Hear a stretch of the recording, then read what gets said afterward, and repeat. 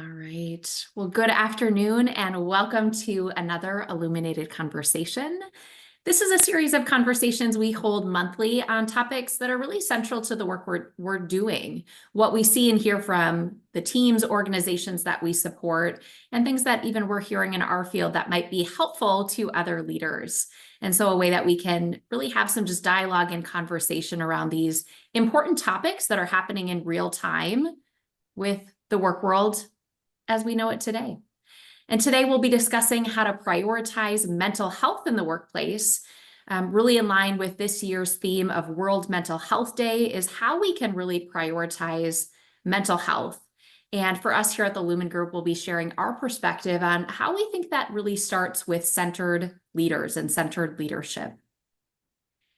So to introduce you a little bit to who we are at the Lumen Group, we're really passionate and on a mission, particularly around this topic, because we know how connected it is to the lives that what people are experiencing in the workplace, and really on a mission to co-create environments that promote resilience, engagement, that help people feel psychologically safe. Some of the stats we'll be talking about today are a little striking when you think about how much time we spend at work and how that can either enhance and foster our sense of well-being or can really erode that over time. And as we think about the teams and organizations that we support, really wanting to be able to help them to foster more engagement, satisfaction, and productivity. We do this through our individual and group coaching, our retreats and workshops, as well as our leadership academies, really believing in bringing this skill set to all levels of the organization. And what makes us a little bit different in how we approach this is we really bring the science of people to work. So leveraging the sciences of biology, neuroscience, our passion in psychology to really inform not only what we do and the topics we talk about, but also how we engage with people differently to make that impact. So I'm Dr. Emily Hedberg. I'm a senior consultant on the Lumen team. I'll serve as our moderator and host of today's conversation, but I'm really excited and honored to be joined by my colleagues, Dr. Megan Broger, our founder and president, and Donnie Hobbs, a senior consultant on the team. In addition to some of our experience and expertise in the workplace, I think it's also important to note that the three of us bring some expertise in the psychological sciences with advanced degrees in those areas. Also want to note and highlight Danielle Simmons, who is joining us on the other side of this virtual space, who is our administration and operations manager, who does a lot of the behind the scenes to make these types of conversations happen. As we get into this topic of workplace mental health and how we best support that, what I want to first share a little bit about is our centered leadership model. Again, we'll talk about how we feel like this could be a foundation and part of the solution, and how we support mental health and well-being really starts with us as individuals and self-leadership. But we strongly believe, and this is backed by, again, biology, neuroscience, and psychology, that it really needs to start with a focus on our center. And when we say a centered leadership, what we mean is really coming from a place of being grounded, regulated from a nervous system standpoint. So we can understand and help support our physiology, helps us in our outward expression of our communication, our effectiveness, and how we connect to others in the workplace and foster those relationships and connections, as well as fostering a more positive workplace climate. We can appreciate, though, that while it'd be nice to be in center and ranged and grounded every moment of our workday, that's not a reality for any of us. So in our model, we talk about there are going to be things throughout the course of our day that pull us off center. You know, the meeting that didn't maybe go as well as planned, that email that says, hey, do you have a few minutes to connect after this? Or maybe technology that's just not on our side. All of these events that can really pull us off being our best or showing up as our best self. So we'll talk more in the conversation today about how centered leadership can really play a role and how we can go about doing that. As a bit of a primer to that, And important to all of the workshops, retreats that we do, these illuminated conversations, is to also help to give some tangible skills, things that you can take from these conversations and use throughout the course of your workday. So this is a technique, stop, breathe, be, that I really value because you can do it in as little as 30 seconds. You can take up to, a few minutes if you are so inclined to do so, but can be a really quick reset to that nervous system, bringing us back closer to in range or centered for ourselves and by proxy, those around us. So if you're in a place where you can close your eyes, I'm going to encourage you to do so. Otherwise, just simply find a neutral gaze. We're all coming from different meetings, maybe mornings that we've had, different commitments, responsibilities, all of the directions we've been pulled into. But I want us to just take a moment to stop and be present in this moment.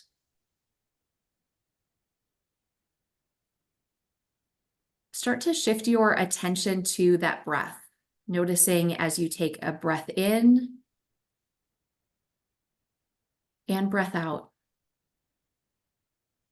Perhaps even as you're breathing in, just noting some of the responsibilities, expectations, and breathe out and release some of that, allowing you to be present in this moment. And just take an opportunity to simply be. We don't get enough of that, to find that stillness and quiet in our day. But take a moment to just check in with yourself. What are you needing in this moment that will help you be present and have the attention as we step forward into this important conversation?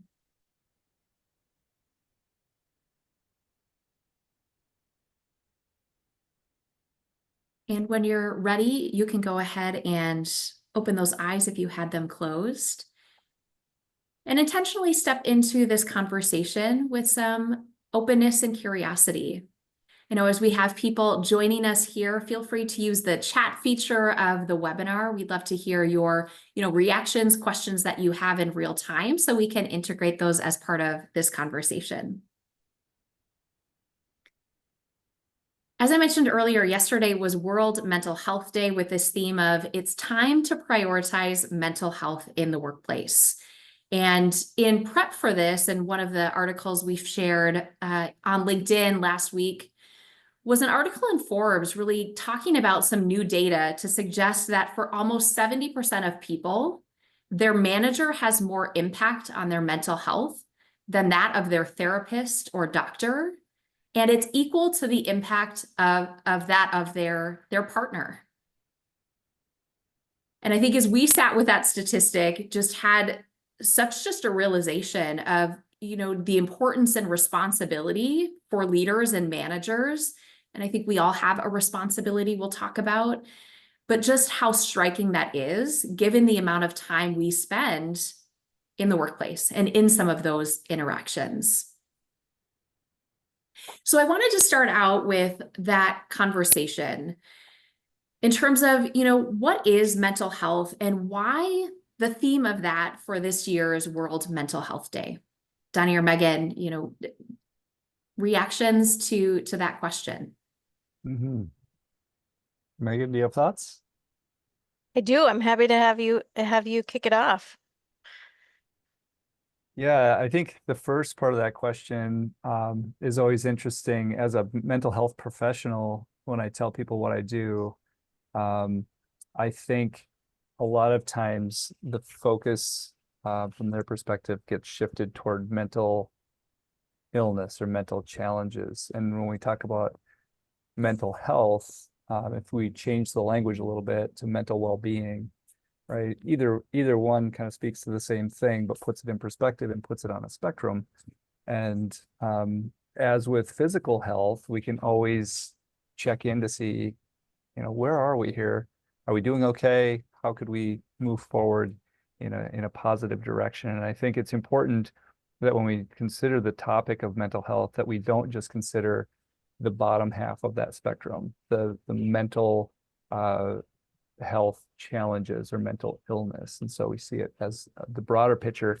How do we, as an individual, as a leader, inspire others to check in on their mental well-being and to move in that positive direction, because there's always room for growth, either up the spectrum, or there's space for growth from the depth perspective. How do I take care of myself even more effectively from that mental health perspective? Mm-hmm. And I think that's such a helpful way to frame that, Donnie, just in terms of maybe the natural assumptions we make, right? Or the thoughts we have about what that terminology even means. What would you add, Megan? Yeah, I was right along those lines, and just the recognition that I think for many people when they hear mental health, as Donnie said, they can think about some sort of kind of deficit model, and mental health is much, being mentally healthy is much more than just having an absence of a mental disability or a mental disorder. And so when I think of mental health and why it's important in the workplace, we're talking about emotional, psychological, and social well-being. And to the extent that people are mentally healthy in the workplace, that's contributing to an individual and a collective sense of resilience. It's contributing to a better recognition of one's abilities, our strengths and our competencies and our gaps and our learning opportunities. It's contributing to our ability to really take in, analyze, process information, make good decisions, and to be able to show up and connect or collaborate in ways that matter in the work that we do. So I think it's just being able to recognize that it is about that. Mental health is really about feeling like you're positioned to access all of the resources that you bring to whatever environment you're in. And in this case, we're talking about the workplace. I think that's a great add in terms of the value of that. And it's not just about the deficit, but when we're able to feel mentally well or have that well-being socially, emotionally, it helps us to contribute in a different way. Yep. And I think that will be as we talk about the conversation in terms of how we support mental health and well-being in the workplace. There are a few different avenues we could go at the organizational level, at the leadership or manager level, as we think about even that statistic I shared earlier, and also at the individual level. And I think important to define as we talk about this idea of the responsibility of leaders or leadership. I think that can also be defined in a number of ways. We see, at least here at the Lumen Group, that leadership is all levels of the organization. Whether I'm an individual contributor or a people leader, we all have a responsibility in how we're contributing to our workplace environment. So I think that will be an important definition as we walk forward in the conversation too. So with that in mind, how do you see leadership really influencing the mental health and well-being of teams in organizations that we support or work with and beyond? Donnie's thinking. Do you have a thought you need to get out, or you want me to jump? Yeah, go ahead. Yeah, why don't you go ahead and I'll formulate. Yeah, absolutely. This is what happens too. It's interesting in these conversations, just a moment of authenticity and maybe vulnerability here. I think we are a team of folks here at Lumen that for the most part identifies as being more introverted. And so as we're, kind of in these open conversations, there's times that we need to do thinking and then times that we do speaking. So it's nice to be able to bounce speaking time off of one another so that there's thinking time too. But in terms of how I see in just in our experience in Lumen, kind of seeing leadership influencing mental health, I think back to that that statistic that you shared at the beginning. I think any dynamic where there is a relative difference in power has the possibility of having a pretty significant impact on one or both people's sense of mental health.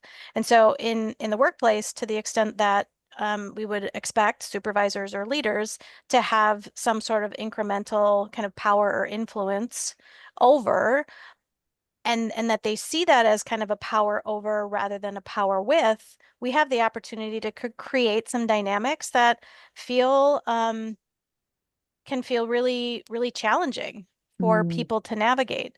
And so when I think about the best, most capable, most centered leaders that we've had the opportunity to work with, the things that I have seen them do, first and foremost, is model healthy behaviors.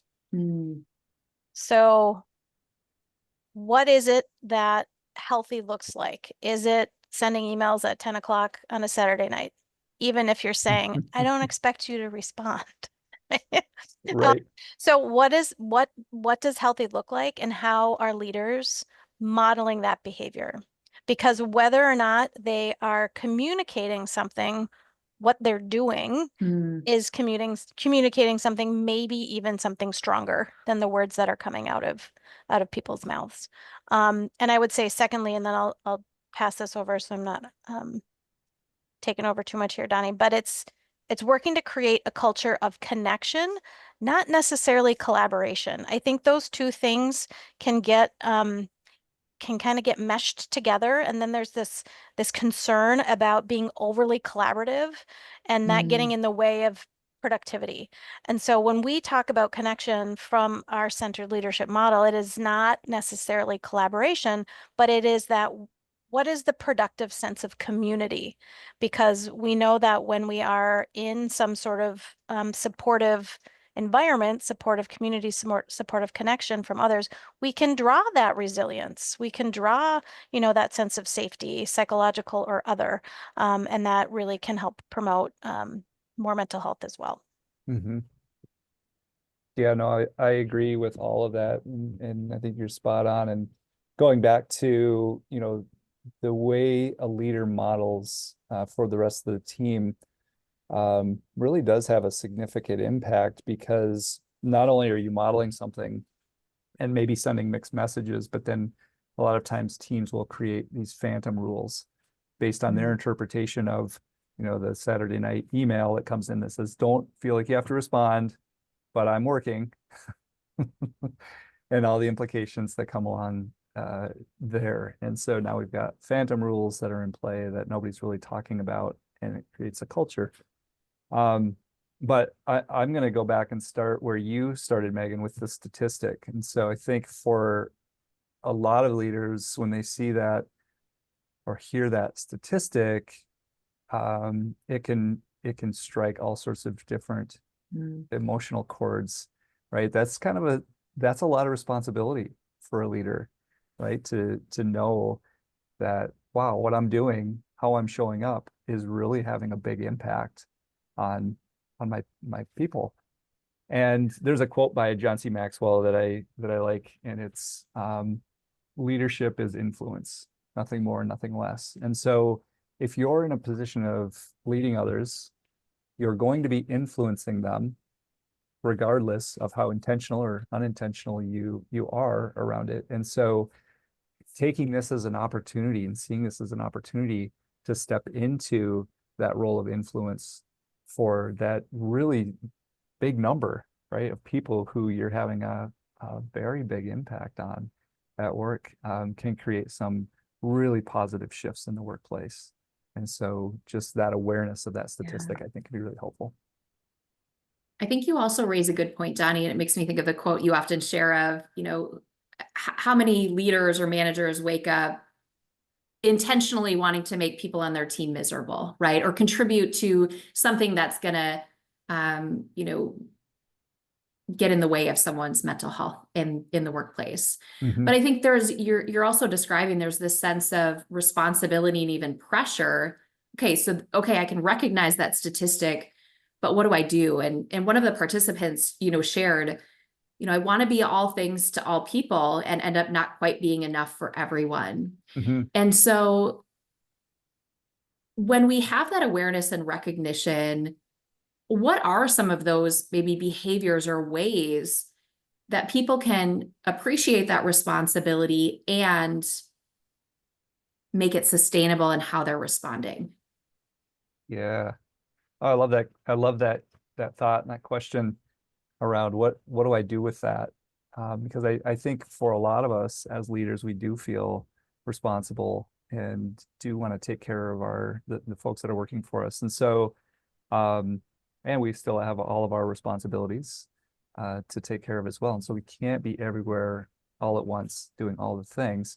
So when I'm faced with this challenge, I think about two things. One is being resourced, right? Coming back to that centered leadership model. So if I'm centered and grounded, I'll have much more access to all of my tools. I'll be more agile. I'll be more ready to respond in helpful ways. And the second piece there has to do with resources, right? I can't be everything for everyone. And so what are my resources that I can share for folks who are coming in who have different needs that maybe I'd love to take care of, but doesn't either fit my job description or my skill set. And I think people feel really taken care of if someone comes to me and with an issue that's outside of my skill set, if I can provide them some sort of guidance or resource that they can move forward and address the issue a little easier on their own. Megan, do you have any thoughts about that? Yeah, I really appreciate what you said, Donnie. I think about just kind of catching that idea as an expectation that we're maybe unintentionally setting for ourselves. That because we are a leader, we need to be everything to everyone. And while that might be a feeling that we have, that can also be a really difficult expectation to place on ourselves. And it undoubtedly comes from a very wonderful place of wanting to support and encourage and coach those that are working with you.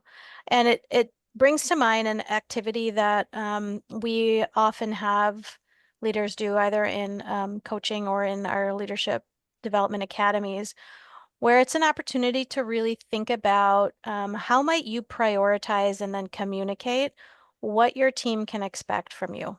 And it's 3 to 5 things. What are the 3 to 5 things you as a leader can commit to doing consistently as it relates to kind of that coaching, leading, supporting side of work?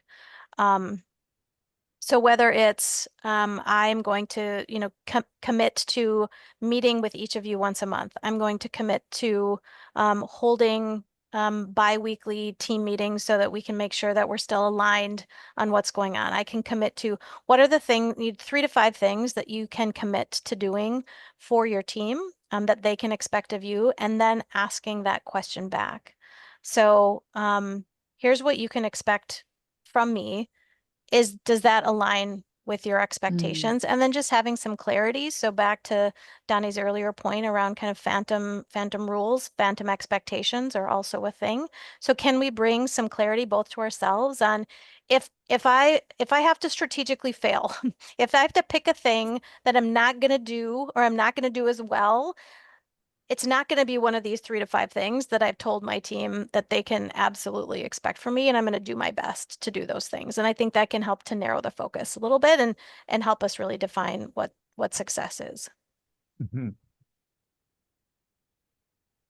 Yeah, I think that's so important that we're not only identifying that barometer for success for ourselves, but that's actively communicated with the team. So there is some open dialogue and understanding.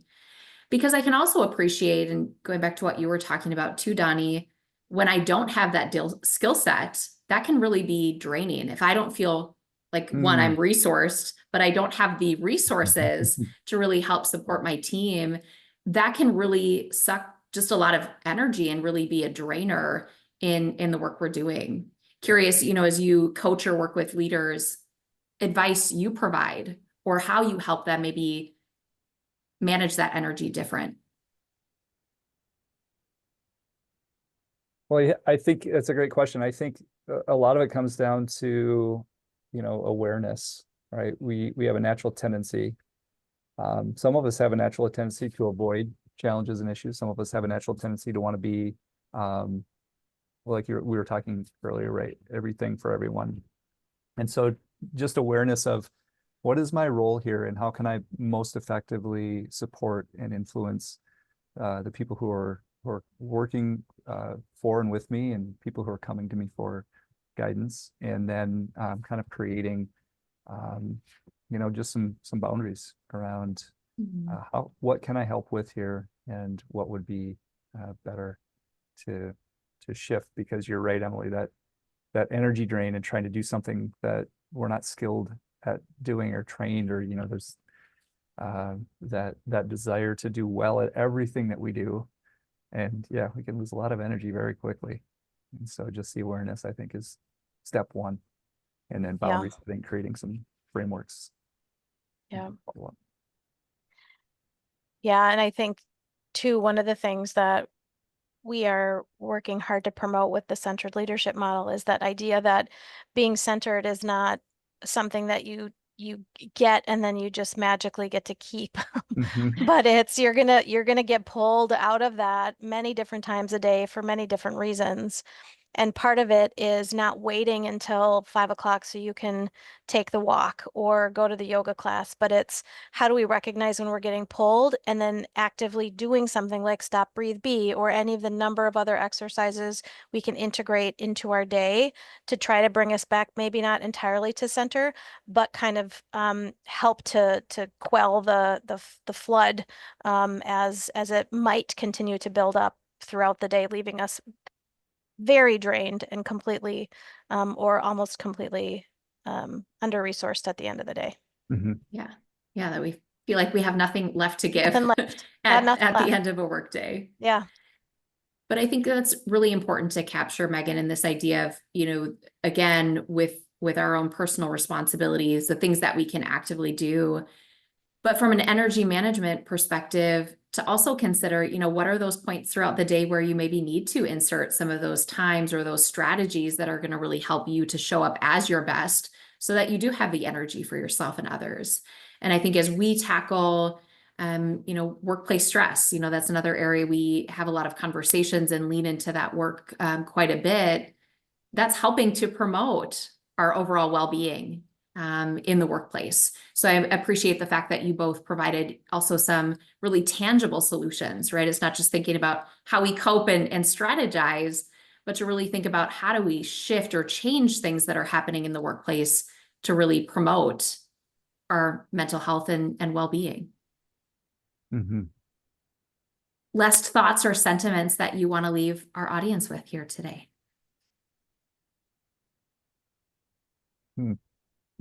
I've just found myself really appreciating the focus on mental health in the workplace as part of the mental health day yesterday and the continuing conversations that are flowing from it, because I think that we have seen an increased focus on the idea of wellness in the workplace, but wellness is often interpreted as let's get a sit-stand desk, let's make sure there's healthy meal options in the organization's cafeteria, and that is important.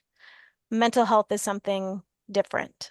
And as we've talked about before, just that it's getting some attention and some support is really encouraging because I think it's so needed.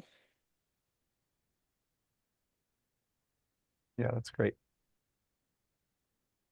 Yeah, much needed attention. And I'm glad that was the theme and emphasis yesterday. And I hope that we can continue that conversation. So I'll encourage those of you who are joining in, one, to say we appreciate your presence here and your desire to grow and learn in this area, but also to continue to follow us on our LinkedIn page as we continue to share more related to mental health, but also as we can think about how we support the people in the workplaces, how we as leaders can feel really resourced and have the resources to be effective in the work that we're doing. So I hope you all have a great rest of the day. Megan and Donnie, thanks so much for the conversation today. Thanks, Emily. Thanks, Emily. Take care, everyone. Thanks for being here.